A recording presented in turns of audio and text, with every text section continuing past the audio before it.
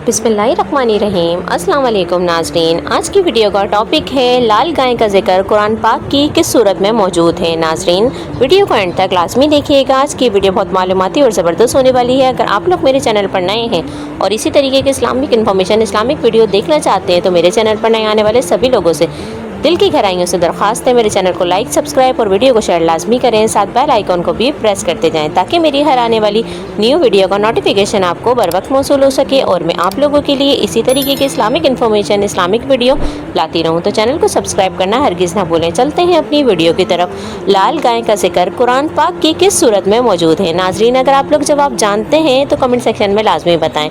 तो नाजरीन, लाल गाय का जिक्र कुरान पाक की सूरह बकरा में मौजूद है।